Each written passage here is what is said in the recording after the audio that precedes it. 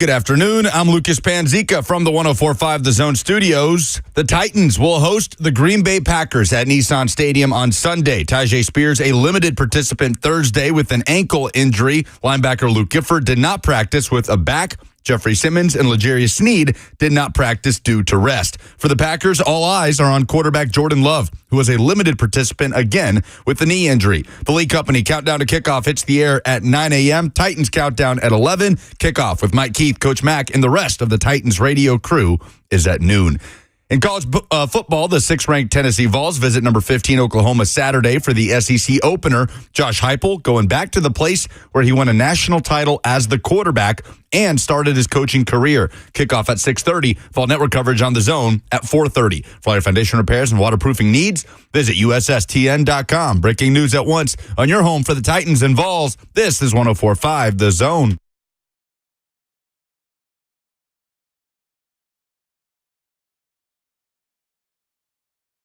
It's a Football Friday here on Blaine and Zach, 104.5 The Zone, brought to you by All Four Seasons Garage Doors. 615-737-1045 if you want to talk some Tennessee Titans. Later, next hour, we'll be joined by Gary Ellerson, at Gary Ellerson on Twitter, who covers the Packers and everything Wisconsin sports for ESPN Milwaukee and Madison and Spectrum News and 620 WTMJ. He's a busy man, so we'll be going behind enemy lines with him. You can hit us up in the F&M Bank chat on Zone TV, Twitch, Twitter, YouTube, Facebook Live. Blaine, just kind of jumping right in. I know you were coming in hot a little bit and everything, so I got a little nervous. I got a little you nervous. thought I was going to make it? No, I was coming in hot. No, I was rushing around there, but I would never let you down, man. I would let you know. Well, I was just more worried because, like, man, I haven't heard from Blaine. I just hope he's alive. Yeah. But that was a combination of things here, you know. But we're all here, and you guys are all here. Tighten up, from Professor Existentialist on the YouTube chat. Tighten up to everybody as well that's listening. Blaine, I kind of want to start. We ended yesterday talking about Jair Alexander, talking about the defense and all this kind of stuff and what they were able to do and not do versus these better offensive lines.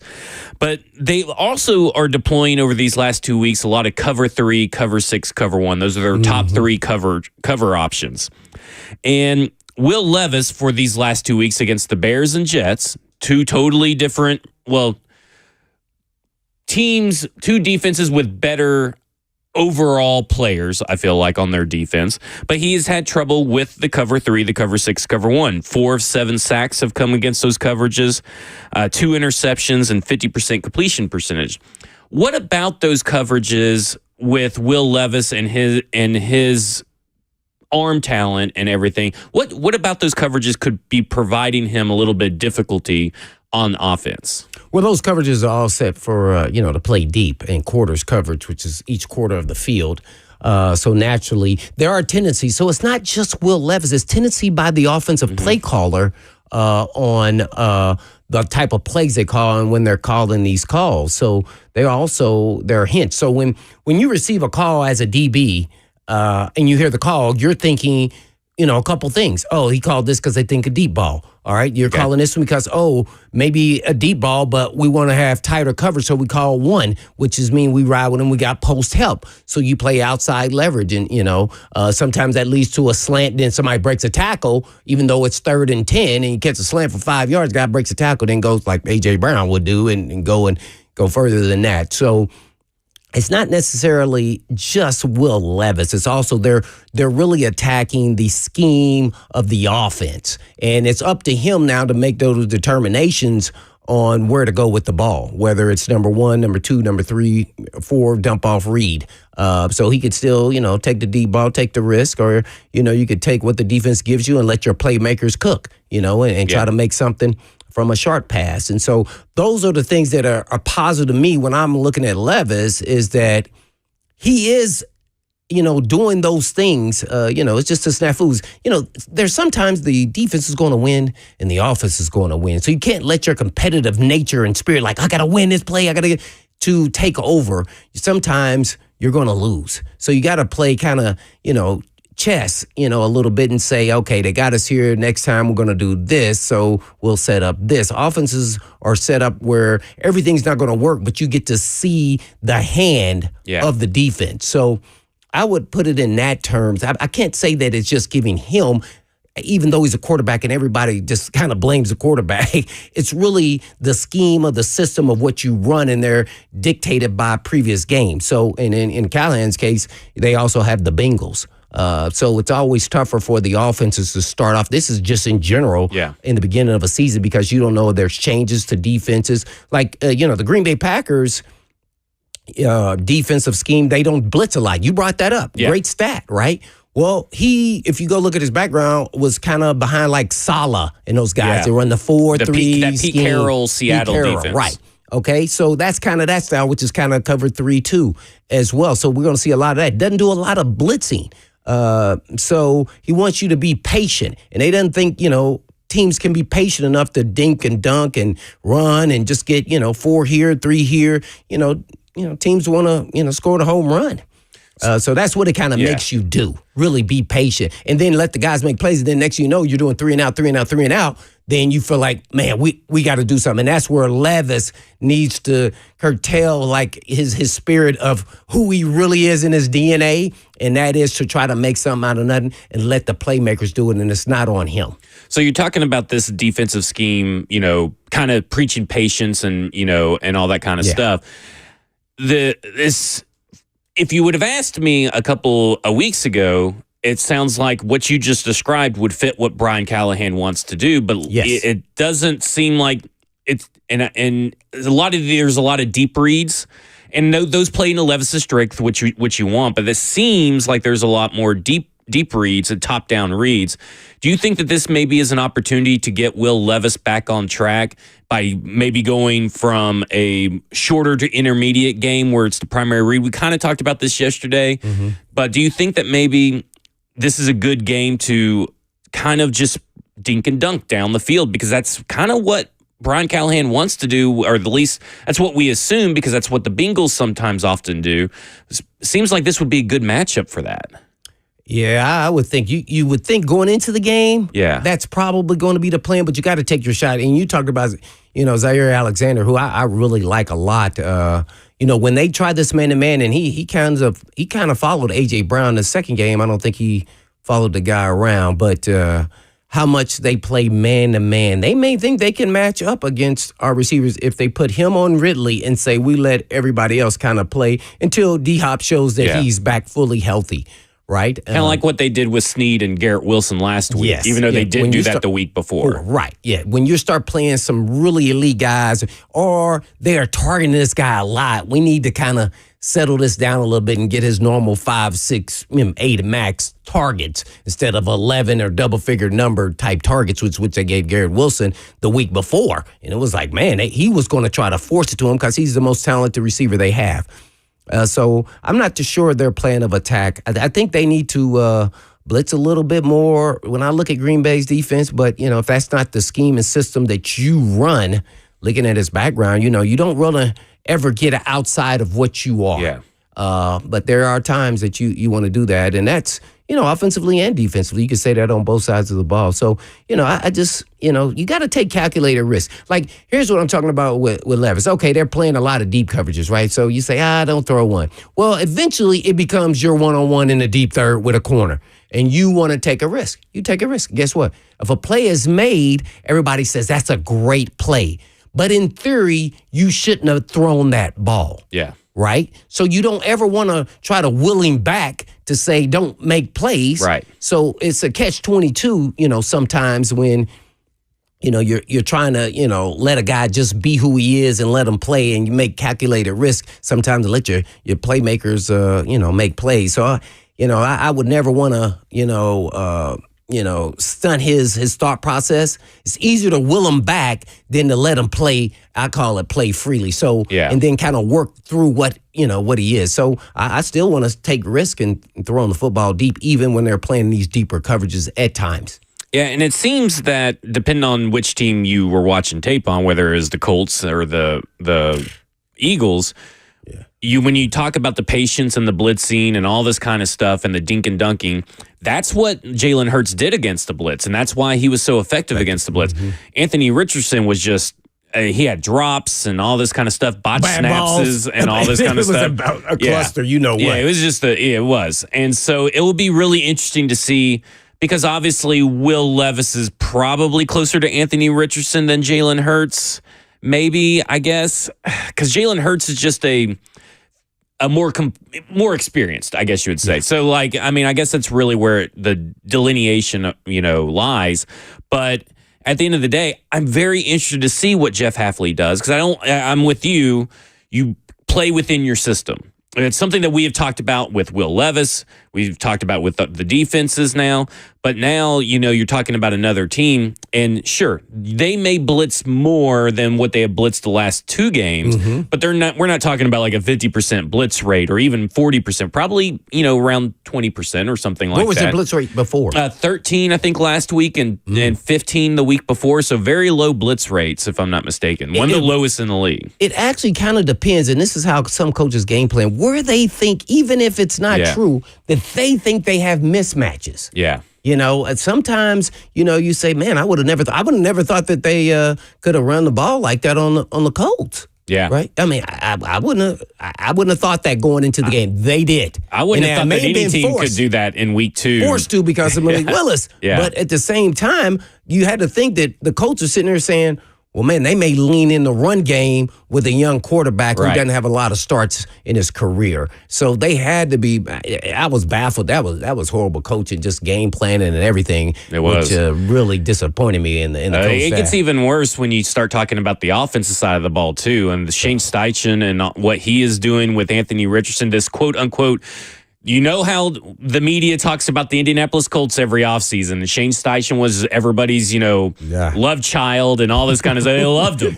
And right now, he's put together some questionable back-to-back, play calling and usage and all this stuff. And that's something we'll talk about later on the show because we got to talk about Green Bay's rush defense and maybe there's an advantage for the Tennessee Titans there. When we come back, we'll talk more about the game, Packers versus Titans. I'm Zach. He's Blaine. This is Blaine and Zach on 104.5 The Zone.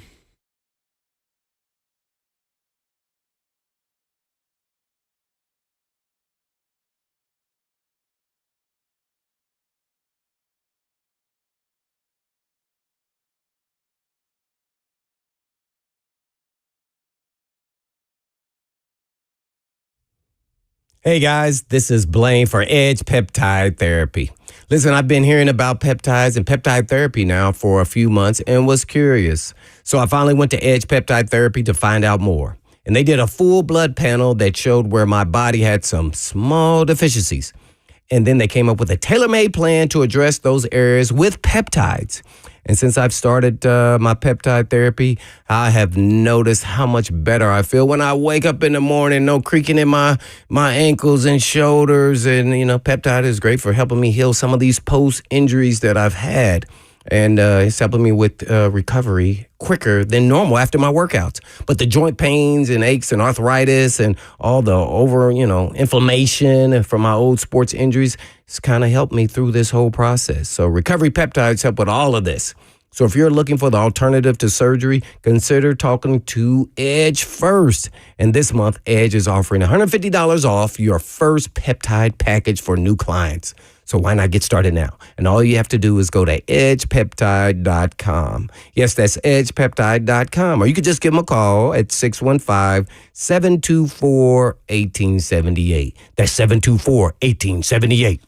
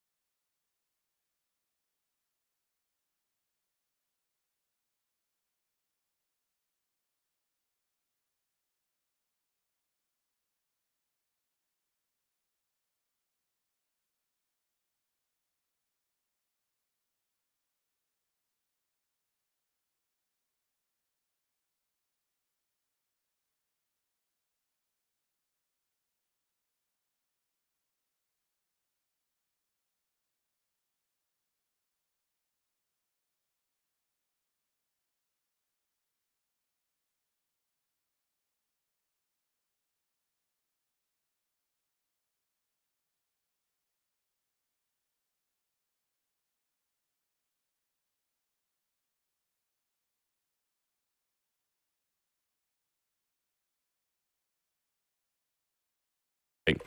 Blaine and Zach here on 104.5 The Zone, powered by All Four Seasons Garage Doors. We're talking Tennessee Titans versus Green Bay Packers. 615-737-1045. And, of course, the F&M Bank Chat on Zone TV, Twitch, Twitter, YouTube, Facebook Live.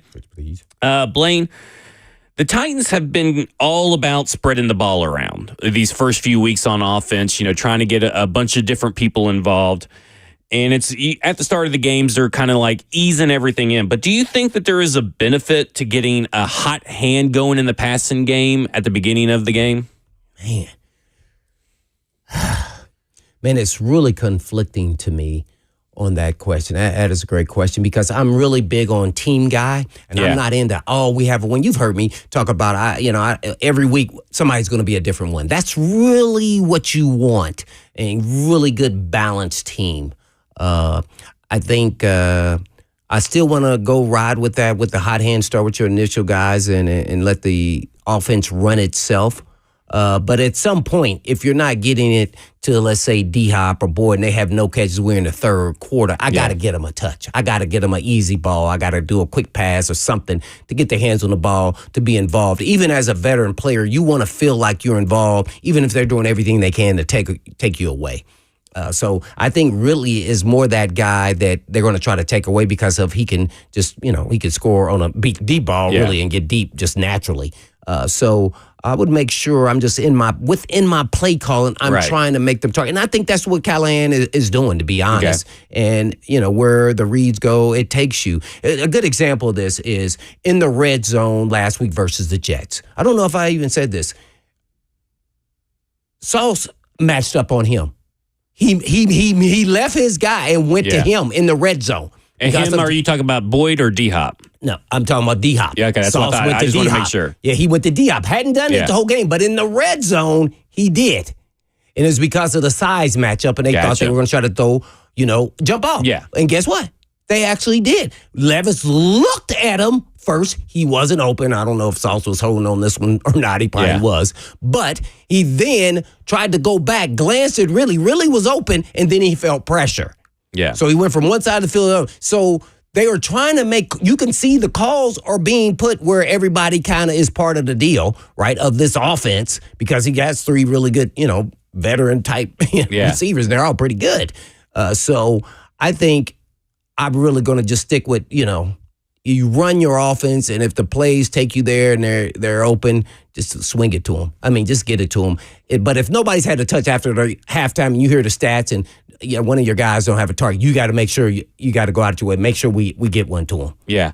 When you get a guy involved like in the slot, like Tyler Boyd, right? Yeah. Let's say you get him going at the beginning of the game. What does that do to the defense, as far as the opposing defense, as far as what they do with Ridley and D-Hop? Do they start cheating up a little bit if Tyler Boyd is starting to get hot? Like getting a slot receiver of his ilk, open over in the middle field, getting 4-yard gains even. How does that affect the defense? No, that's what you actually want as a defense, at least in my opinion. You want that in the defense. Yeah, gotcha. I would say that.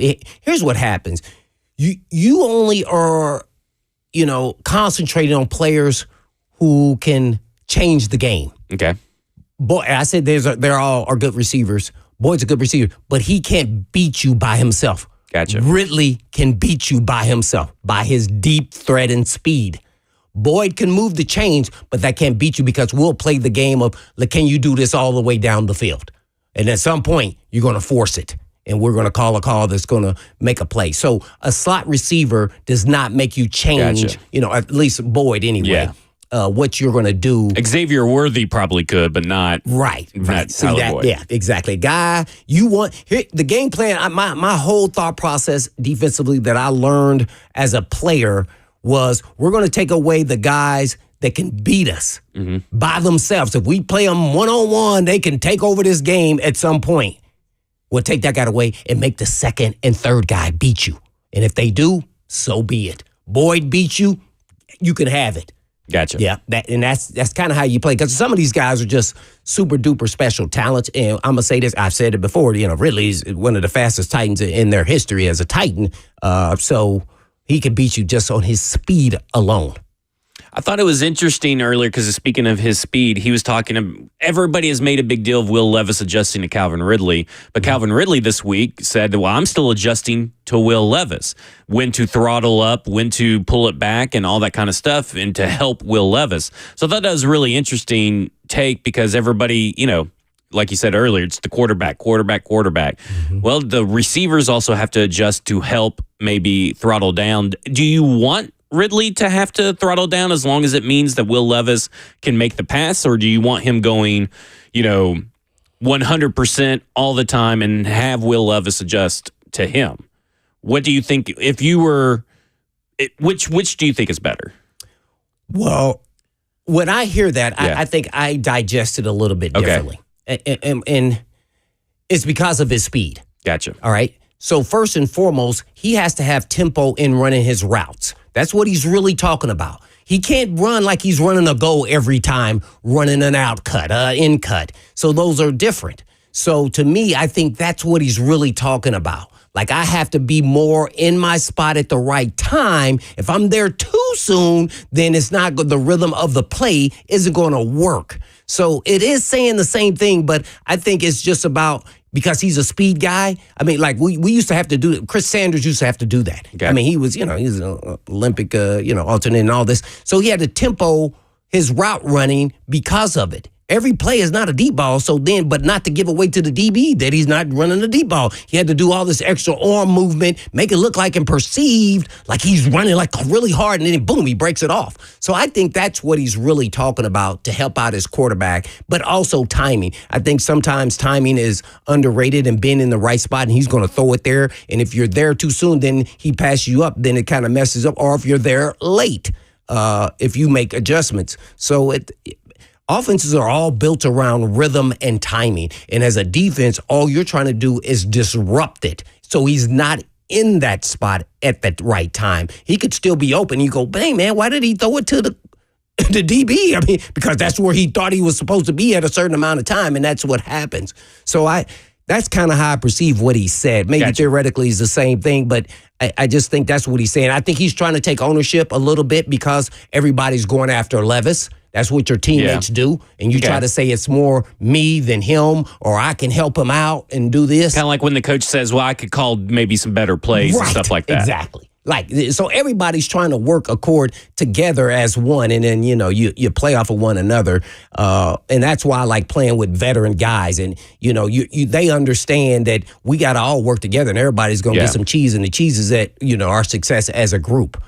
So it still just comes down to reps and chemistry, right? Yes. And at the end of the day. Yeah, it is. That's exactly. And it's harder on offense. For whatever reason, it's the history of the game. It's always been harder on offense to get that. Especially when you have all these different pieces. Let's not even talk about the 5 offensive linemen who I think we have the youngest offensive line. Cushenberry's not young. So I don't know if I can really say. He's they're 26, 27? What's the average of I think we have the youngest offensive line in the NFL. I wouldn't be surprised if they didn't. So then now you're bringing the veteran receivers here, and you got a young quarterback. See, so you got to, all the hype from the offseason, nobody ever could, chemistry is key. You can have all the pieces you want, but if they haven't played together in a new offense, by the way, it's totally different. Where defense is easy, especially when you're an attacking defense, because that's all the defense wants to do. So it's much easier. So it makes sense why the defense is way ahead of the offense as far as just chemistry and all those different things. Then you got, some veteran guys back there, Hooker, Diggs. I mean, guys who have played in this game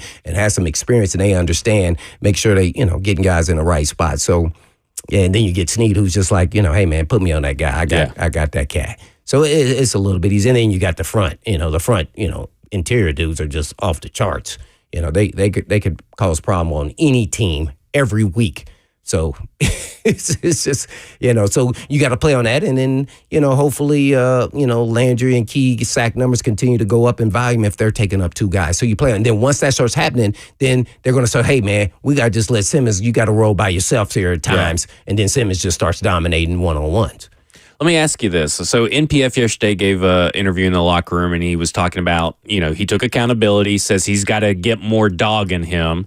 He said those words. I believe that is the clip. That I could barely hear because Kayla Anderson. It was stuff in the background to all the the noise. stuff in the background, but that's. I listened. Yeah. Did he say it exactly like that? Or he might have. I didn't know if you could pull but that's Kayla what Anderson's it meant, though. clip, It did mean that. Reed, It did mean that. Yeah, it did mean that. So let me ask you this.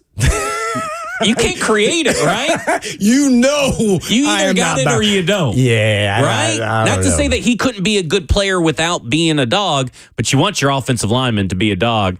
And I just don't think he has that killer instinct in him. And not everybody in America needs a killer instinct to be good at their job, but a right tackle probably needs a killer instinct. And I don't think you can just get one overnight. You can't go to the store and buy one like a Celsius or something. Yeah, I do agree with you to a certain extent. Okay. Because you can't change the stripes of a player, but at some point, the rubber's going to meet the road. And I'm speaking from straight experience. I wasn't a big hitter in college at all. I had to have a conversation. If I want to play in the National Football League, I'm going to have to change some things I do. And it brought out, the dog in me. I had it in there, and I showed it at times, but it became, this is what I have to be to have success. So if it's in there, it's going to be brought out. But I would assume... Got to open the kennel door. Right. Yeah, I would assume that he's shown signs of that along, not just even in the pro, but maybe in college. So if he's never showed any signs, that's why I said I wish I could have a conversation. I would know if he's got it. And if he would you know from him telling you about instances, or would you know from just having a conversation with him? To me, you just know as an athlete. I think you just know when you're talking to me. Okay, here's a good example. Someone who works here, Brad Hopkins. Yeah. Right. We at the Senior Bowl. Practice stops for everybody to watch the 907 for him to bury one of yours truly Alabama dudes. Yeah. And he's over there growling and, blowing snot bubbles and I'm going to knock you out. Talking crap. Dog. Yeah. He hadn't shown that before. Nothing at all until that day. And so then when he gets to the league, the same things happen. Did he have trouble his rookie year like every rookie and myself included? Yeah. But he had the mean streak that you need at times to play in this game. It's kind of like Burks, right? It's year 3. Yeah. So I don't know. You gotcha. But for him to even say that, at least he's identified it. Yeah. And so he knows it's an issue. And that means somebody got in his tail. Like, hey, man. Probably Bill Callahan. Right. The O-line coach, right? So So I don't know if he can, but I would assume I would say lean more towards the no than the yes. Yeah. But you just never know, especially with offensive linemen, because a lot of offensive linemen are big old teddy bears. Yeah. To be honest. Very reserved. It feels like. Right. Taylor Lewan with the big personalities, very few and far between. Very rare. Yeah, very rare. Very rare. Yeah. Very rare to be like that. So you never know. It's all about when you put on the pads for an offensive lineman. You start banging there, you're like, oh, I'm cooking, So you just, like Bruce Matthews wasn't a big personality. He wasn't a big talker. You know what he would tell me? I used to have conversation with guys. You know what he would say? He says, my conversations happen when I pick them up and I help them up. I said, well, what are you saying to him? He says, hey, man, you're going to have a long day. I'm going to be doing this a lot. I love it. Like just a general, just like that. Like that didn't sound intimidating. That didn't sound like killer instinct. He said the killer instinct is when I technically just take over the game with how I'm smashing them. Yeah, it's not about the bark. It's about the bite. Right. Mm-hmm. Yeah, and that's what he was really saying. Well said. Yeah. Here's what NPF had to say to Kayla Anderson in yesterday's locker room availability. After last game, it wasn't up to my standard. Felt like I came out wrong, so it's about me reloading, understanding it's a week-to-week thing in the NFL. It's about improving and getting better. You said you felt like you came out wrong? What does that mean? I just didn't play the way I was supposed to play. So, it became compiling things one after the other. I even talked about it last week about how we need to stop the bleeding as an offense, but that's also me personally. So I take full accountability for that. It's something that I worked on this week for me to get better, for me to become a better football player for the team. Yeah, that's what I heard. See, he didn't say he needed to be. Gotcha. Yeah. See, he didn't say those direct words. Right. Yeah. But he was definitely alluding, if you wanted to dig deep enough and say, what is he really trying to say? There just has always seemed, at least in the NFL, an element of violence lacking from his game. And again, you don't have to be a violent offensive lineman to be good. You could be a finesse offensive lineman and be good, but he has not been a good finesse offensive lineman either, right? I mean, so at some point, hopefully maybe having one of the worst performances by a singular offensive lineman in a Titans uniform in the last 5 or 6 years will wake him up, especially since it happened on his birthday. Maybe this is a wake-up call, I don't know, but it's, again, I find myself talking about a lot of these younger players like Traylon Burks, like NPF, like Will Levis. I got to see it to believe it, and I got to see it consistently. You're not going to wash away the memory of the bad games by having one good game. We're going to need to put together 5 or 6 games, and then you can have maybe a mental hiccup here and there. But we got to see some consistency out of these younger players. And like Roger McCreary. Roger McCreary can have a bad game, but he has about 23 games on tape where he's excellent. He's a solid NFL player. Yeah, no doubt about it. I completely agree with you, Zach. You're right on point on that. So, yeah, it's unfortunate. He really hasn't played very well. He ended the last season coming after the suspension. He played horrific. Yeah. I mean, and that was hard for me to say. He was just as bad in my mind as Dylan, especially as the season went on. When he came, it was like it got worse as he went on. And the same thing actually happened the first year. He started off pretty good, and then it kind of tailed at the end. So you said, "Oh, he's a rookie." Maybe hit that rookie wall, right? And so you give him a pass. And so. There's and they just gave him the job because he's the best option. Right. But I don't know. We got people in the chat, they're saying Hubbard's available. He's a wily vet. I don't know if he's a guy you want out there all the time, but I think he definitely is more serviceable than MPF. He showed that last year, and I'm not even a Hubbard guy. I'm not even. I'm not like. I get you. He's good as a backup, but if he's going to give you better, he's got familiarity with Bill Callahan as well. System. So let me ask you this: Bingo as well as on this roster. Speaking of options, you have Daniel Brunskill. You have, and not saying that he starts at right tackle, but here let me go with this for a second. Jalen Duncan as well. Jalen Duncan is not technically savvy, but he's got some dog to him. He's got some athletic, fight to him and everything. He's a little bit nasty. But we've also seen Dylan Radins at the right tackle spot. If NPF continues to decline, or not decline, but continues to let up a lot of pressures. So let me ask you this. Would you think it's better to put in Brunskill at right guard, Radins at right tackle, or keep the 4 offensive linemen in the same spots together and just try out Jalen Duncan there? Because at some point, if NPF continues to make the same mistakes, he'll find his way to the bench. Yeah, I don't know. That's interesting. What would you do? My philosophy is different. I know what I'm going to say. My philosophy is I want the least amount of movement on the offensive line, but I think your best 5 offensive linemen would be Brunskill and Radins if NPF continues to show what it is. So it's a real difficult situation, but I think I would try Jalen Duncan out for at least a game and see what he can do.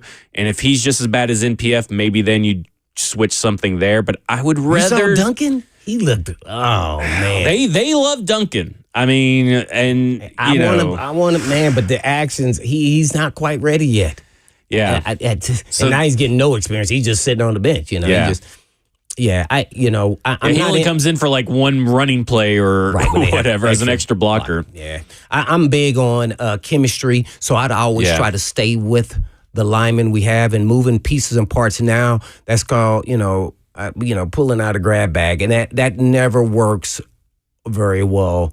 And now for a game, maybe. But now we're talking about we're going to move a guy who, by the way, this is the first time, Dylan Radins didn't play tackle at all off season. No, he's been at guard. Mm-hmm. So I know. And then this is the best we've gotten out of him. I mean, so you kind of want to leave him there. Yeah, I'm not saying he's great. Right. Not even saying he's even a good, solid starter at this point. But he's the best right now. And we just kind of let that play out. Don't mess him up trying to sacrifice the entire team and moving all different pieces. Now, if you want to reach, even though I don't agree with this, if you think Brunskill can play tackle, but one veteran guy out there, okay, he can, let's see what he can do. Right. But I think they're on point. It's a tough situation with leaving them at center. Yeah. There. So yeah, you just better hope he can get out of it. Yeah, and it's like it's like all these other players that aren't doing certain jobs, special teams, right? You hope that they start putting it together. You hope that Jaquan Jackson starts learning when and when not to bring the ball out. You hope that people learn to block on special teams. You hope that NPF learns to get some little grit into them. You hope that Will Levis cuts down on the dumb mistakes. It's a team of hope, it feels like right now. Well, it's a team of patience. It's a team of patience. Because it's a young team. Great. It's a young team. And what we have to do is real quick is the mindset of our fan base. It has to be different than it is in college. Yeah. To me, this is a college mindset. Here's what's the difference in the pros. You don't have that 5-star guy sitting on the bench waiting for his opportunity. Yeah. The guy's a backup for a reasons league, and his costume's probably not adequate. So if you're going with the guy, you think you're going to just switch up after a couple weeks of a bad game and then think it's going to get better? That is not the recipe in the National Football League. You better off getting a veteran off the street who's proven in this league to get you by and see if you can continue to develop. Maybe you get some tips or something about his position. But at this point in time, you got to be patient. Unfortunately, that's just the way it is. And I know it's because our line has been horrible the last 2 years and you push the panic button, but you got to let these guys develop. And also, by the way, this is hurting Levis too. Yep. This is hurting Levis too. Now, don't give me, I mean, he's getting a lot of pressure. I think he's got the most pressure on him. I think second or third. We'll see what Jacoby Brissett's numbers look like this week and Will Levis's. But the NPF, that was bad. Yeah, it was real bad. I love that comparison about the college kid not being able to. You don't have a 5-star sitting on the bench. Totally love different. that comparison. Never thought of it like that. When we come back, we'll talk more about the Titans and Packers. I'm Zach. He's Blaine. Is Blaine and Zach on 104.5 The Zone.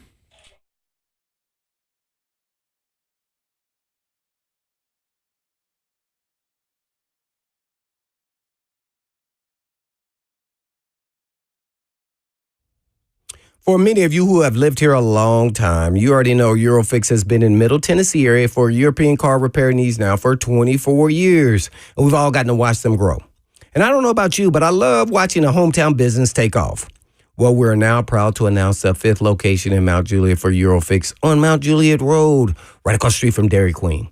And Eurofix can serve you in Franklin, Hundred Oaks, Murfreesboro, Belmead, and now Mount Juliet.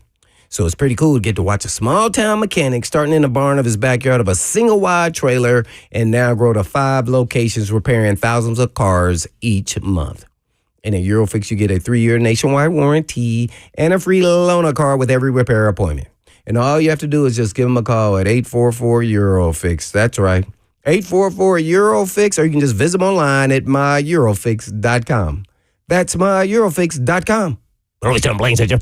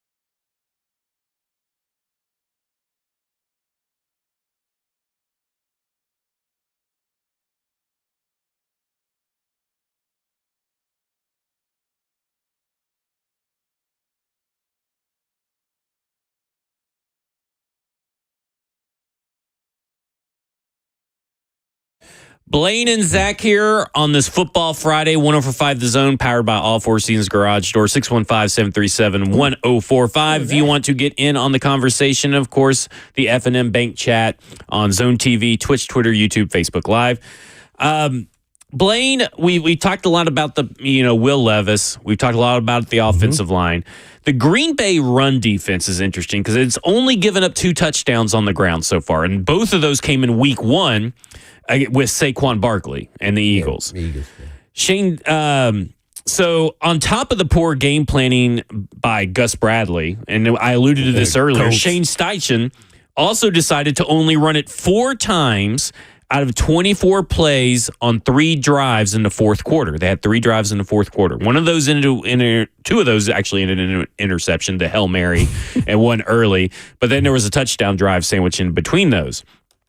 And on top of that, Jonathan Taylor was on the sideline for the entire fourth quarter. And he had over 100-something yards. Right. How many carries did he have? Did he have 20? I think it was, hold on, I can actually pull it up right here. I was baffled by that. It was 12 carries, 103 yards. I was baffled. 12 carries, 103 yards. So the genius Shane Steichen. And that seems to be something like in Indianapolis where they're just like, okay, well, we're just going to get rid of Jonathan Taylor, our best player on offense, which is just odd. So there feels like, though, going to the Titans, knowing all that, there feels like there is a competitive advantage for Callahan to get the run game going. And we know that he wants to get the run game going because that run game will also help the young quarterback as well. And the lineman. And this Green Bay defense is allowing 5.1 yards per carry. Obviously, 12 carries for 103 yards really skews that number. But they allowed Saquon Barkley 2 touchdowns. And to be honest, I think this run game has a real knack to go off this weekend. I'm feeling really good about this run game.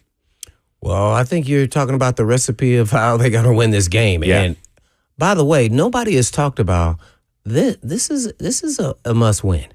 I know it's Green Bay and all that, but based off this is week 3, you got to start putting it together. And the pieces have to start getting, you're going to start leaning into how can we really beat this team? You got to be able to run the football. I'm sorry. In this game, I want to see Spears and Pollard all day. I don't even care if we see Chestnut pound them till they submit. And then it'll make everything easy in the pass game. So I really believe, and they've shown that they can give up, running plays. If you said it, 5.3, they got to run football. And then get some home run hits and then dink and dunk them all the way around, and they just start guessing. Because this is kind of a conservative style defense. Right. They kind of sit back and play the 4-3 and let the guys run around and try to make play. But sometimes I think that's not good in certain instances, and I think this is the case in this game. And I think I'd try to run down their throat. And sometimes it may be 3rd and 5, so fans don't get mad. They may run the ball.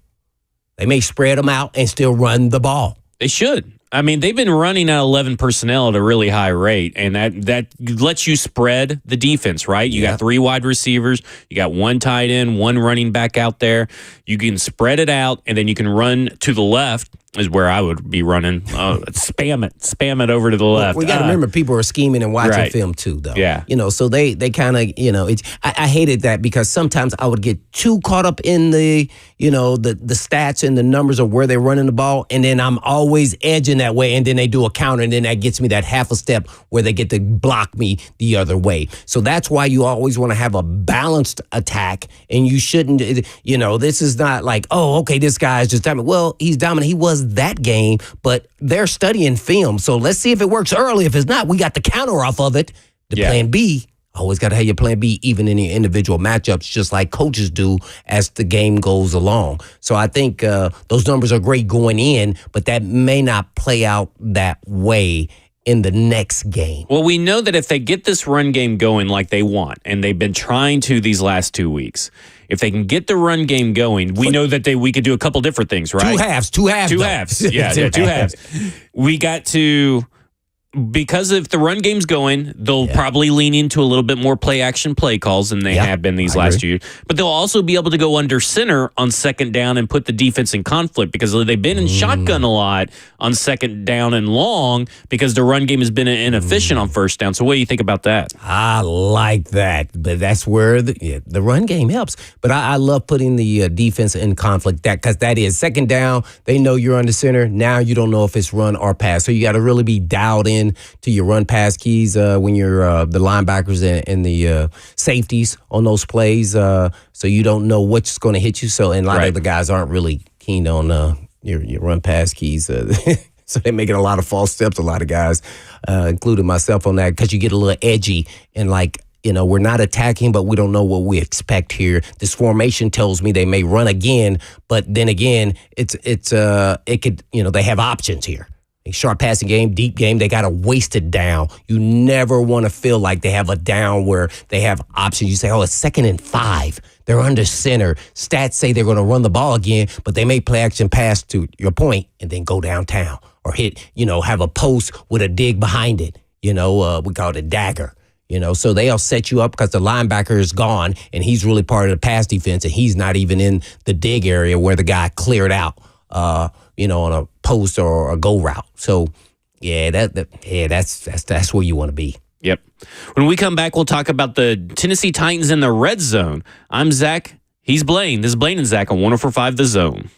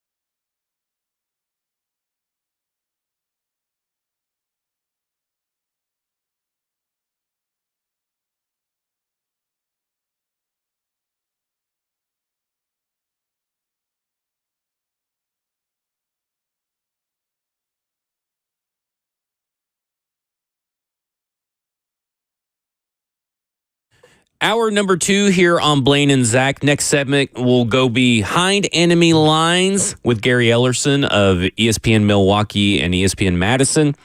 615-737-1045 if you want to talk about Titans and Packers. And of course, the F&M Bank chat on YouTube, Twitch, Twitter, Facebook Live, wherever you consume Zone TV. Blaine, I want to ask a question because I really don't know the answer. I think I know the answer, and I think it has to do with to seeing if it's in zone or man coverage. But the use of pre-snap motion or motion at the snap by an offense. The Green Bay Packers used motion on 100% of their run on their carries. 100, according to Sports Info Solutions, they used it on 100%. All their rushing attempts on Sunday. They used it on 78.6%. Pre-snap motion and or motion at the snap of Malik Willis's pass attempt. So they used it a lot on Sunday with Malik Willis. And they did use it a lot with Jordan Love in week 1. But was there that skewed though like that? Passes, yes, but I'm not sure on the rushing attack per se. But what does motion do for an offense? Because Tennessee Titans have noticeably been using motion more than they have in the past at an above league average rate, but not that obviously not like that. No. But what does motion do for listeners for the offense versus the defense? Well, during my era, the motion would declare and you would try to skew it a little bit each and every week, a little bit defensively, not playing your hand is, if the guy motions, you kind of declare and know what you're in. So if the nickel guy is running, you would think, oh, okay, it's man, if it's the guy who motions the slot guy. And then ultimately we could be playing zone and they shift the linebackers or the linemen to play and the strength changes. You didn't play, zone instead of man. So you can fool them that way. But most of the time it's man, but it could be man free. Man free means basically you got a free safety deep and you have the linebackers to help you if you're a slot player on inside routes. Man free means you outside leverage. And so it can definitely trick you, or you could be in man-to-man. But it's up to really the receivers to see what leverage they're playing and whether you're inside or out. But you usually have to declare what you are. And sometimes you're rolling coverages too. So you would think that, they've been man, and they showed this last week. And this time, no, we're rolling coverage on the backside. See, so that's how they really get players, because they show them something that they did on film. Because usually most teams just are watching film for 3 games. Deep, I would never do that. I'd go as deep as I could, and I would try to find the offense or being the defense that kind of runs similar style of defense that we ran, and then you'd see their plan of attack. Keep a notebook on the offensive coordinators, and let alone quarterback tendencies. So yeah, that can definitely show your hand at times. But it's definitely by your stat, it's telling you that they are running the ball. That's why I said, was that just an anomaly for the last game? Because Willis was, starting at quarterback for Green Bay, and they were going to, protect him.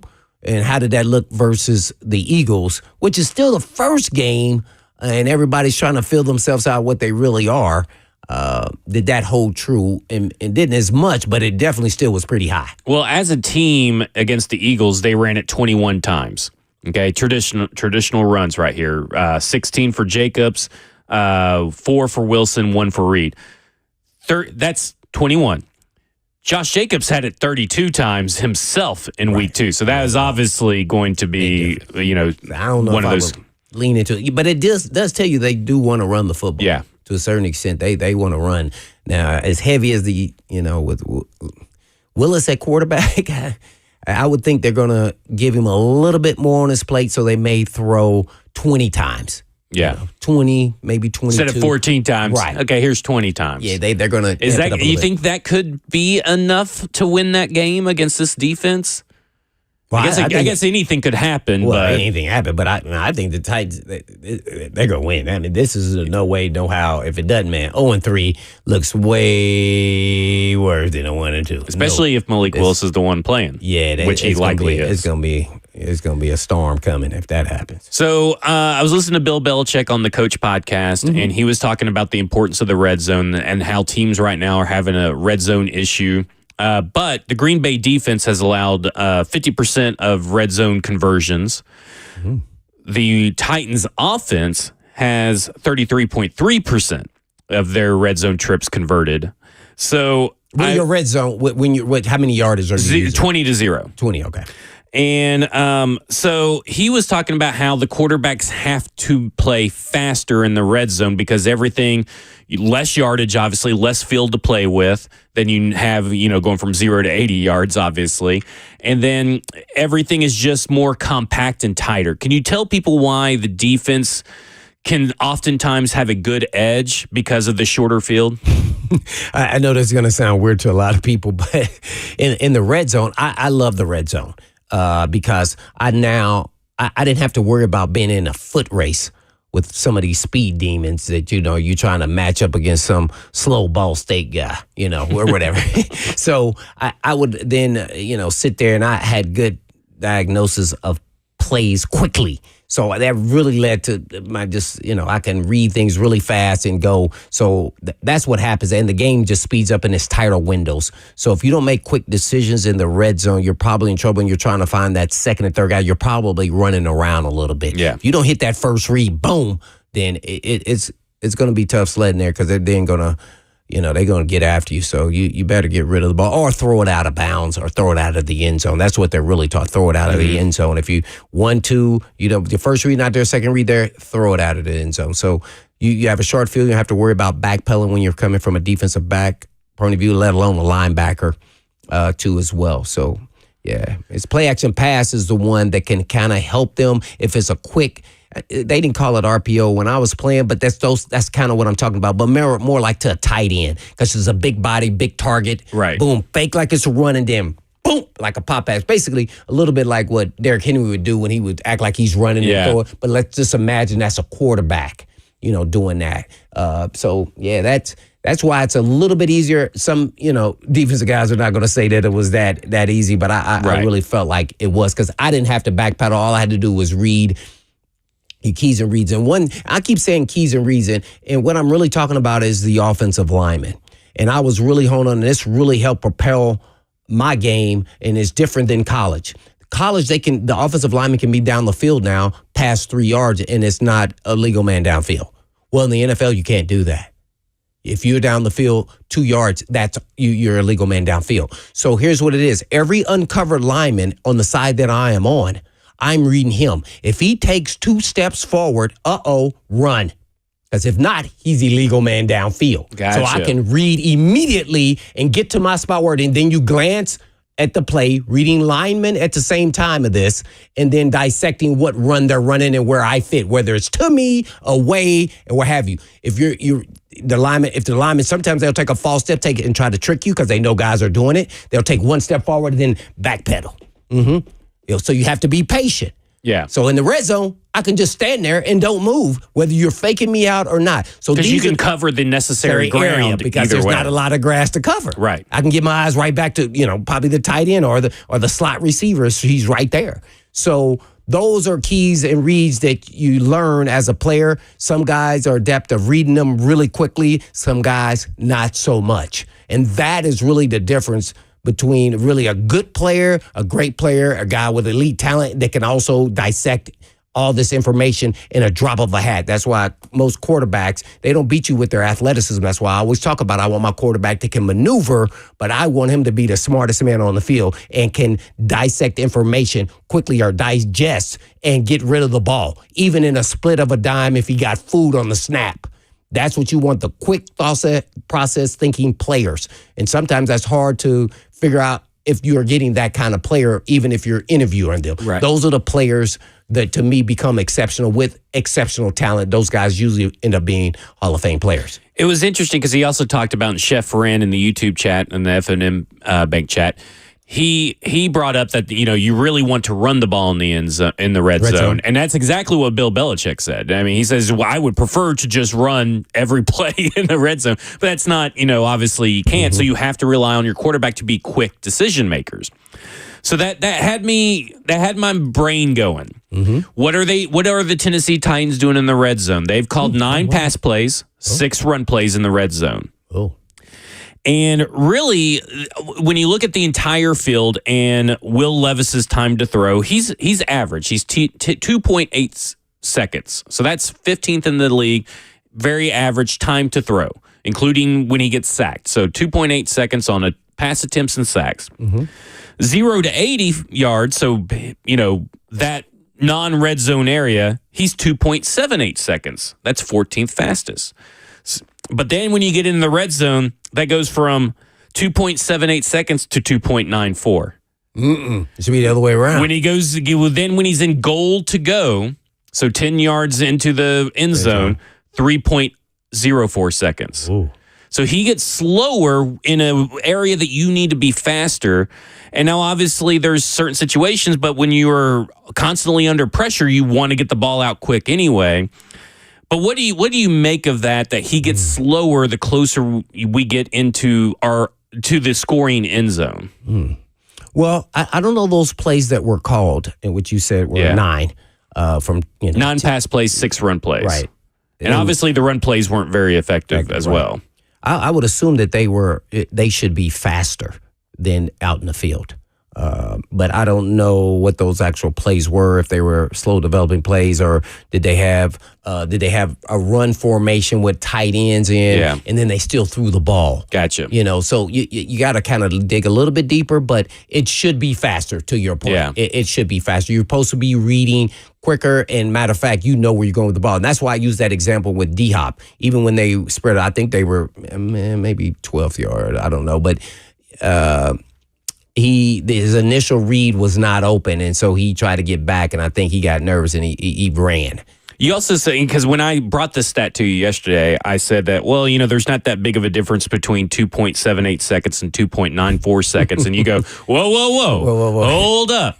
There's a difference between a 4.4 wide receiver and a 4.6 wide receiver. Yeah. And that blew my mind. I just had to share that tidbit before we went to break. Yeah. That blew my mind on how to think, about these tenths of a second. Yeah. Because we always say that you'd rather have the 4.4 wide receiver than the 4.6 wide receiver, so you'd rather have, obviously, it's a big difference. It was interesting the way that you put that into perspective. Well, I learned that as a player, because I would be the same way, and really probably till I got to the league, really. And he's like, someone said, I ran track, but it's just like, oh, okay, 4.5 and then 4.61. Like, oh man, it's not that far apart. Oh no, it's a gap. He would have beat him by 3 yards. I mean, so it's a lot in theory, but listening to it, you go, nah, that's not that big of a gap. But yeah, it is. It really is, and it makes a big difference. Yeah, it's just so interesting. When we come back, we're going to talk to Gary Ellerson of ESPN Milwaukee and ESPN Madison. I'm Zach. He's Blaine. This is Blaine and Zach with 104.5 The Zone.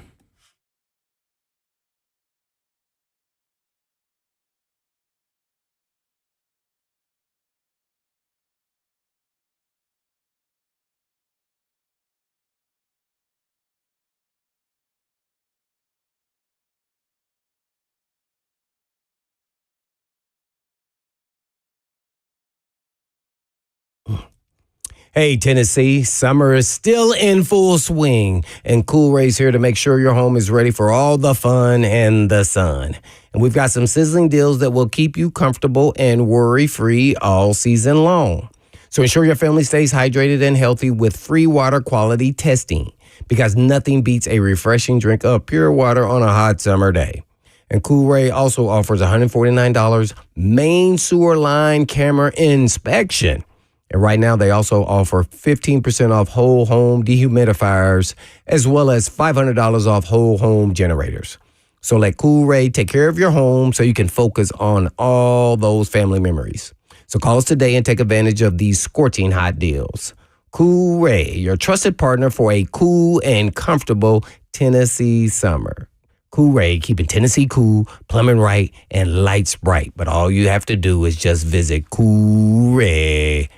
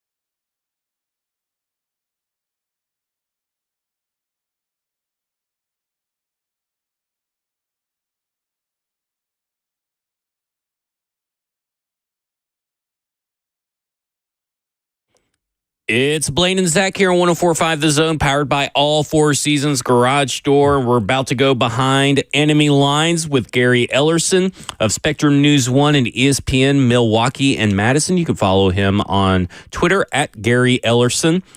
And let's be honest, Gary, this is all just a weird shell game and a charade because Jordan Love is obviously questionable for Sunday's game. He's practiced, but even LaFleur has said that they're working through him even being medically cleared. Is this really going to go up to the 90-minute mark before the game, or can we all just here in Nashville just all agree that it's Malik Willis is starting?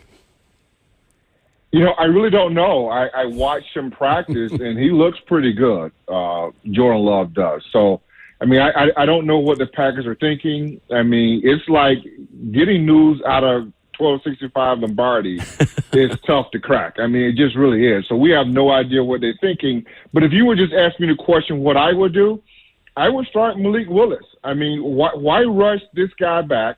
He's the highest paid quarterback in the league. You have a lot of money invested in him. Why would we rush him back? Right now, I feel like the Packers are playing with house money. Malik got you a win last week. He's 1-0. If he comes back, let's say Jordan Love comes back against the Vikings, which is an NFC test in our division, I would prefer that than for him to play against the Titans, even though we may lose. Well, if it is Malik Willis, and he obviously, Matt LaFleur put on a play-calling masterclass for Malik Willis. It was the Colts just decided not to play, run defense whatsoever. But, what he was able to do with Malik Willis is something that the prior regimes of the Tennessee Titans failed to do, and that was build an offense around his abilities and keep it simple for him. If Willis were to play on Sunday, which it seems likely, but Willis playing on Sunday, how much more of the playbook are they actually going to open up for Malik Willis and against on paper, and on the stats and on the field, better defense than the Indianapolis Colts and the Tennessee Titans? Well, the task is much more difficult, right, because you've shown your hand. The Titans can see the whole that's the playbook right there. That's the game plan, right, to run Josh Jacobs, to run those running backs, to run some jet sweeps with Jaden Reed, to give you some eye candy so we can get the linebackers to move left or right, or we try to get that safety over to one side or the other so we can get a good block with our wide receiver. So we've seen that. I think if on the Titans, and they've got the number one defense right now in the league, although it's only been 2 games, but if I'm the Titans, I wouldn't do what the Colts did. The Colts, maybe in the third quarter, midway through the third quarter, they decide to bring in another defensive lineman. If I'm the Titans, I'm being stout up front, hugging everybody to the line of scrimmage, man outside, and I would dare Malik to throw the football down the field. I love it. We're on with Gary Ellerson of Spectrum News 1 and ESPN Milwaukee and Madison. Well, Gary, thanks for coming on, man. I guess has Malik Willis, I know his personality type, really good human being, but I know we in the media have all talked about maybe this is a revenge game. If he starts in this game, what do you think, based off some of the things he's been saying, what this game means to him? He hasn't said anything. It's just nuts. The media has been trying to get him to bite. He's not taking a bite. You should go back and listen to some of the cuts. He's saying, do you have anything special, extra special you want? He goes, no. He goes, the Titans treated me great. He goes, they paid me every week. I got a check. He goes, they gave me an opportunity to be in the NFL. I'm forever grateful for the Titans. He goes, I know I'm here in Green Bay, and I cherish that moment. But he goes, I would not be in this position had it not been for the Titans. So Malik is not saying anything, and he's been like that from day one. I don't know how he was there with you guys, but he's a lot like Jordan Love in that there's not he doesn't brag. He's very humble. He comes across as just a team player. So he's not really outside of the realm of talking really about himself. It's really all about the team, which in today's NFL is pretty refreshing. Yeah, no doubt about it. No, he was like that here. It was hard not to like him. He was getting real close to being a number 2. What did you think about him when they traded for him based off what you have heard, basically him being in the league and then what you knew about him from college? Well, here's what we knew. We knew Sean Clifford, who they drafted out of Penn State, wasn't going to be the guy. I mean, the backup. He had a horrible preseason. So we knew they had to do something to get not necessarily a veteran, but they had to get a backup quarterback that has some sort of seasoning to bring in here. So we all expected for the Packers to make a move. We didn't know it was going to be Malik Willis. We thought it was going to be Tannehill. And so that's who we thought it was going to be. And I don't know if the Packers are denying that they reached out to Tannehill, but Tannehill, I guess, apparently said he wants starter money, and I guess he's in the Bahamas somewhere. So he says, I'm all good in the Bahamas. If you want me to come, you got to pay me. And we're saying, listen, it's the Jordan Love show, Tannehill. It ain't really about you. And so then they went and got Malik Willis. I think the Packers are comfortable now with Matt LaFleur, with the game plan, with what they do. I expect if Malik to be the quarterback in Tennessee, which would be a great story for the NFL as a whole. If he would come back to Tennessee, I don't know if he can win it, but at least come back to prove himself. I mean, I know a lot of players who played in other places and drafted. They always kind of have a chip on their shoulders when they come back to that place and when they play that. I think Malik does, but I think it's a great story for the NFL. Yeah, no doubt about it. I guess one on the defensive side. What is there? They have a new DC who's the head coach of Boston College. What is their, I guess, plan? It look like he's just a 4-3. He hasn't blitzed a lot. Does that fit, some of the, player skill set? I know Zaire Alexander, I'm a big fan of his. He's a man-to-man guy. But what are your thoughts on the defense even through, 2 weeks? I think, Blaine, it's a work in progress. I mean, we don't know. I mean, we've had a couple games. We go play the Eagles in Brazil, and, Jalen Hurts, you can't all-out blitz that dude because if he sees it, he's gone. So they play more like of a shell where they kind of rush maybe up like 3 yards and try to contain him, keep him in the pocket, and try to get some pressure. So we really didn't get a good chance to see what that defense is all about. And then your next game, you're playing Richardson out of the Colts, kind of the same players. So they play more of a contained defense. I think the silver lining that the Packers have found is Xavier McKinney. He's gotten 2 picks in 2 games that he played, and we need a safety so bad last year.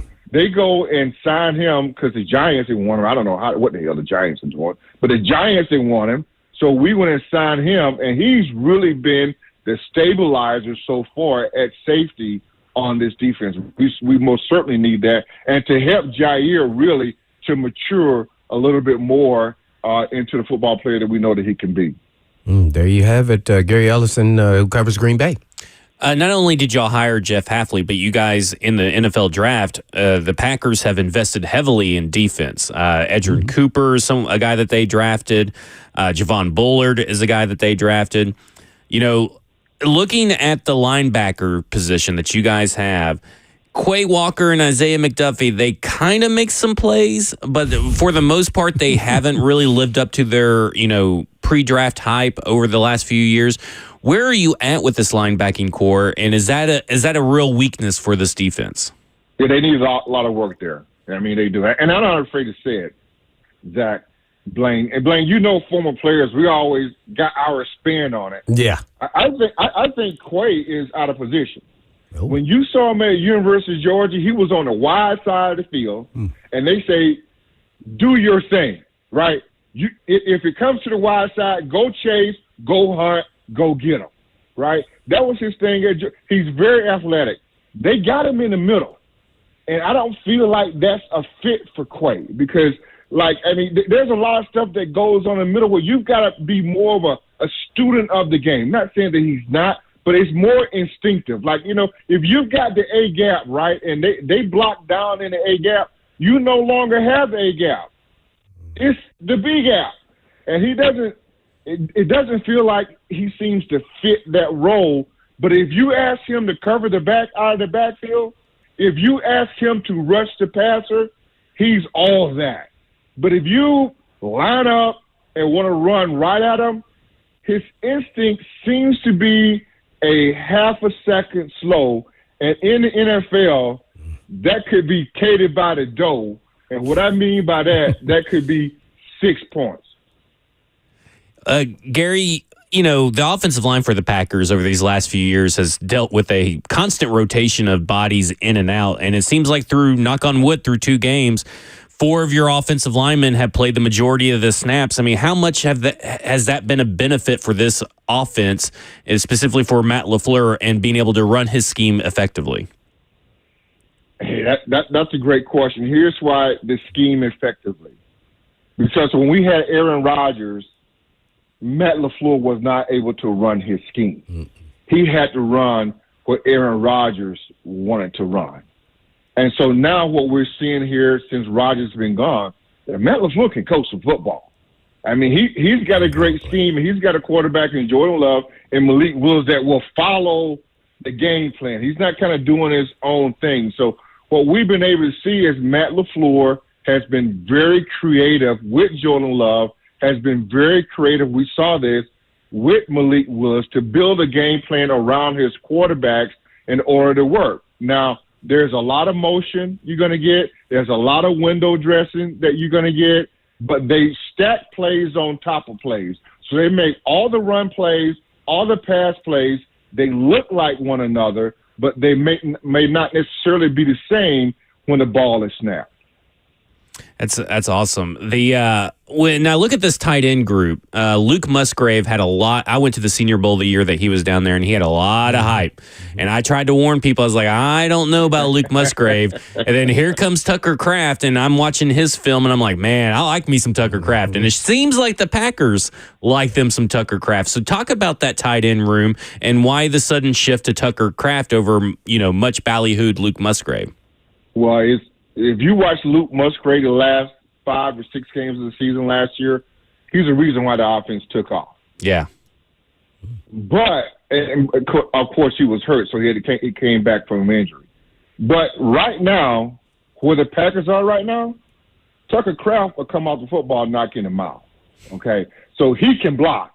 Luke Musgrave, he want to kind of pity-patty dance around a little bit, so he doesn't quite fit what they're doing right now with Malik.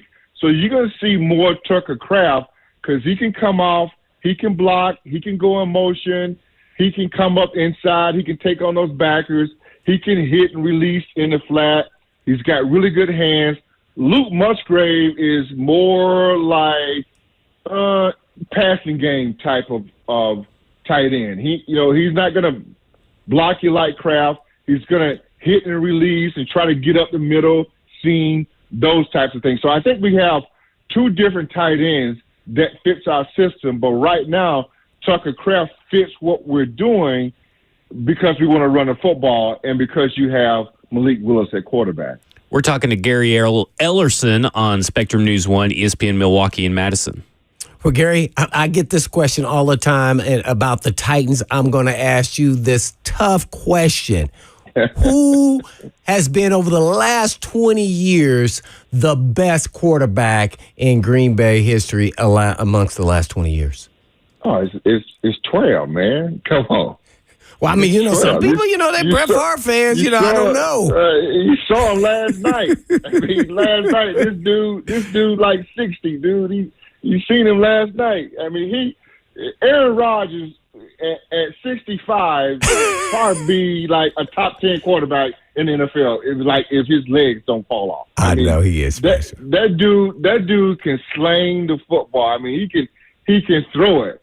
But there's a lot of other stuff that goes with Aaron Rodgers that kind of wore on Packer fans. It kind of wore on the front office that you do. But the talent is first ballot Hall of Famer. Obviously, you can't not say that he's not that type of dude. I mean, he's a real difference maker in the league. And you look at the Jets right now, AFC, he's gunning for Mahomes. I don't know how they're going to work out over there, but he's gunning for Mahomes. Your guy, Malik Willis, the Packers, they're saying that if we can just keep him in the box, if he sticks to the game plan, that we can come down there and get a win if he sticks to the game plan. Will Levis, we hoping that he the same dude that we saw in Chicago. We hoping he the same dude that we saw last week. We hoping he the same dude that the head coach said, "What the hell are you doing?" Well, Gary, with that being said, there's a triangle of quarterbacks going here. And I don't know if a lot of people know. Mr. Clifford, your backup quarterback, was the starter at Penn State and took over from Levis and took the job from him. And then Levis hence then took the job from Malik Willis. Yes. So will the real best quarterback stand up? Will Willis be able to throw the ball more than 14 times this game? Do you think we got Big Jeff, we got Sweat, we got some guys going to stop that running game inside? Right. So do you believe LaFleur will let him loose a little bit more, at least throw 20 times this game? Well, listen, Blaine, it's going to come down to both quarterbacks. If Will Levis is playing for you guys, if Malik Willis is playing, I think it's going to come down to both quarterbacks. If I'm the defensive side of the ball, right, I'm playing a 5-down lineman. I'm bringing the safety down in the box. I need to stop the run game. Make both of these quarterbacks beat. I think. Listen, that game may be over within 45 minutes because I think like Josh Jacobs may get like 35 carries. Your guy may get another 40. My post game show is going to be quick. Oh, okay. Okay, give us your bold prediction on score here before we let you go. Well, I got to take the Packers 21-17. Oh, and the low scoring one. There it is. There it is. Be a low score. Just real quick, Gary, Tom Clements is a guy that I don't think a lot of fans are familiar with league-wide, but, I mean, he's been in the NFL since 1997. He's 71 years old, and it seems like every time that he's about to be bored and maybe retire, they bring in a quarterback for him to work with, and they traded for Malik Willis. Talk about what he's been able to do as the quarterback's coach for Green Bay all these years.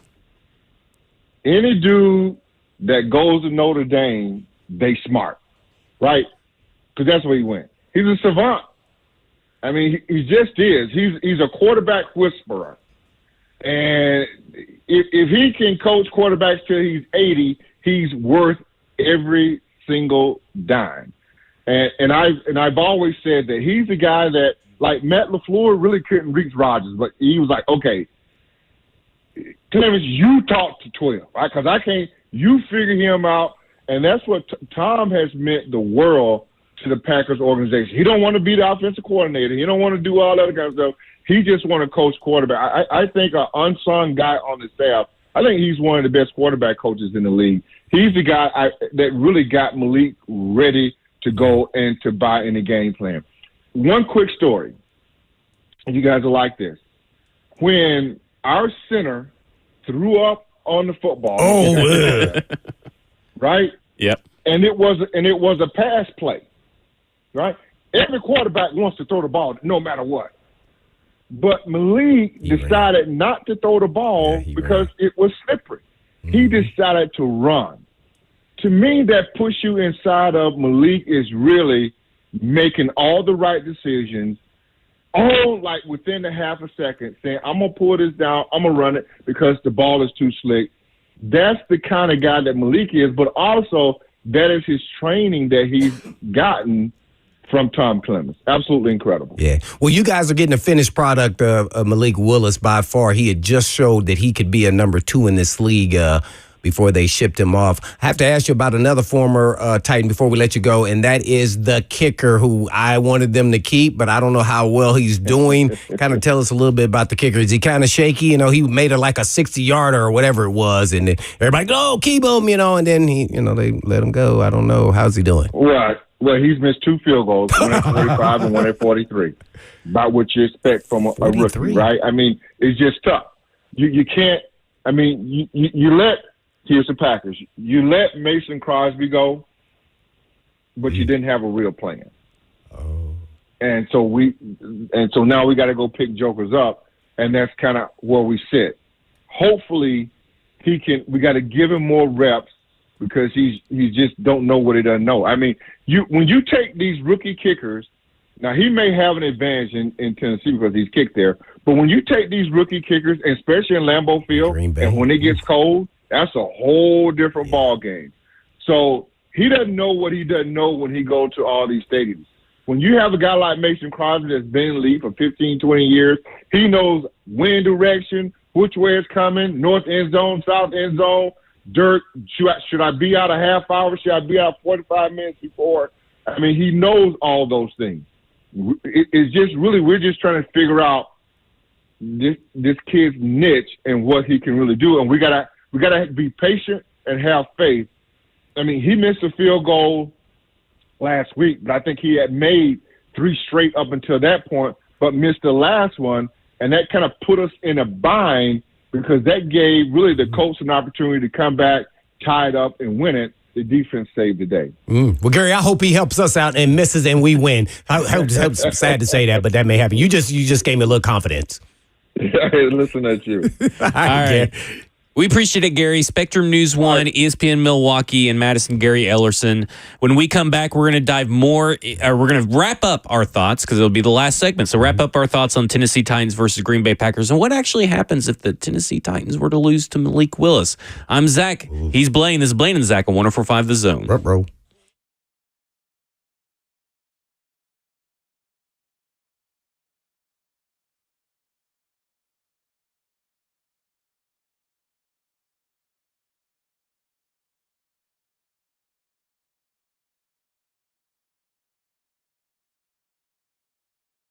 Just because it's week 3 doesn't mean the season is over. You can start the season with a big return on FanDuel, America's #1 sportsbook. You'll get started with $200 in bonus bets guaranteed when you place your first $5 bet. Build a quick same-game parlay for the Packers versus Titans. Tony Pollard anytime touchdown, DeAndre Hopkins over receptions, and Will Levis to throw 1 or more interceptions. Just visit FanDuel.com/Zach. That's FanDuel.com/ZACH to make every moment more this season. FanDuel, an official sportsbook partner of the NFL.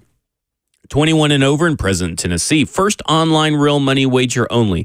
$5 first deposit required. Bonus issued as non-withdrawable bonus bets, which expires 7 days after receipt. Restrictions apply. See terms at sportsbook.fanduel.com. Gambling problem? Call Tennessee Redline 1-800-889-9789.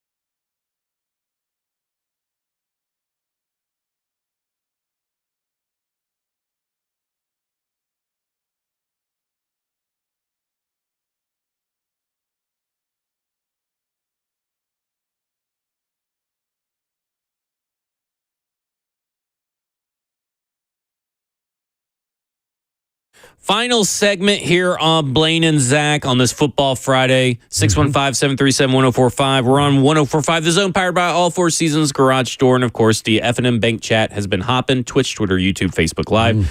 Blaine, we have what I consider a pretty good owner here in Tennessee for the Tennessee Titans. I like Miss Amy. She's done a lot of good, but she has made some decisions off the cuff sometimes. And look at it this way. John Robinson, or she was up at the Philadelphia Eagles at that game. Owner's box was open. Fans are giving her grief, thanking her for A.J. Brown as he's, taking the Tennessee Titans to the woodshed next day, or a couple days later maybe. John Robinson's fired. Mike Vrabel goes up into New England on the bye week, has this big, long speech talking about the New England Patriots organization. That sours the relationship between Mike Vrabel and Amy Adams-Strunk. Then Mike Vrabel is gone.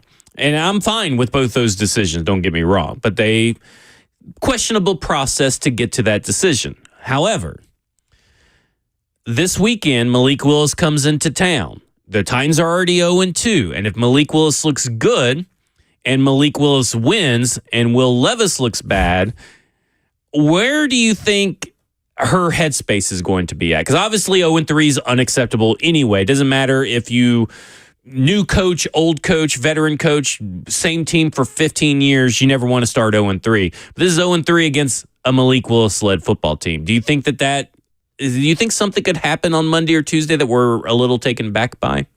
I would like you to say that because I'm not, kind of in that headspace. To me, it's about how our team looks, and you make decisions all the time, whether it works out for you or not. Malik Willis is the product of what they developed him. What he is today was nothing like when he first got here and along the way, or they wouldn't have had to bring in Mason Rudolph at that point. So even if Malik Willis wins, I don't think anything will happen. I think it's more, nothing will happen to anybody, to be honest. I think the team is growing and trying to come together, get chemistry. And as long as they play solid and have no snafus, a better team wins. It's not always about the quarterback. And that's what fans and the media pushes it, by the way. That's all they advertise on TV are the quarterbacks, because that's what people identify with. But you have to win in this game with, as a team. Like Aaron Rodgers wouldn't be good unless he had some good receivers. He got to have a good defense. He can't do it by himself, as a lot of everybody knows. But at the end of the day, it's about what team won. And did you perform really well? And sometimes you can do that and still lose. Mm-hmm. So I don't think, it'll be great conversation for us on radio. Yeah. Oh, it'll be fun. But I don't think anything will happen whether win, lose, or draw. Yeah. I just always wonder because of the way, obviously, when she fired Mike Vrabel, she spoke very highly of Will Levis. And obviously, I don't know if she really went out of her way to say that we're building the team around Will Levis. I think we all knew that that's what they were going to be doing. But she made sure to mention Will Levis a lot in any of the pressers and statements that she made. And we know that she gave John Robinson and Mike Vrabel extensions, and they never saw the end of those extensions. Mm-hmm. And she doesn't have a problem of putting her foot down when it comes to her guy. And right now, Will Levis is her guy. I just wonder if another bad performance, if she's not, maybe nothing happens, but maybe she's a little bit more leaning on someone to say, hey, we need to be making a change or consider something like what's going on here. Maybe she's doing the thing that you said the defense would do and be like, she's coming down and going like, what's happening? What's going on here? What can we do? Absolutely. Oh, yeah, those things always happen. That's probably on a weekly basis when they have their meetings.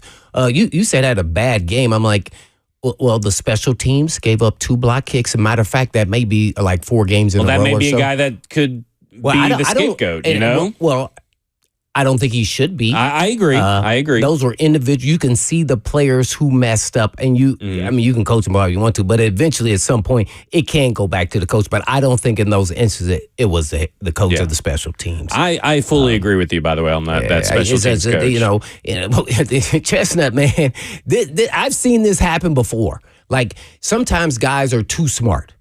And when I say that, I'm talking about in football terms, We go over all the different schemes on special teams, and I played right where he was my rookie year.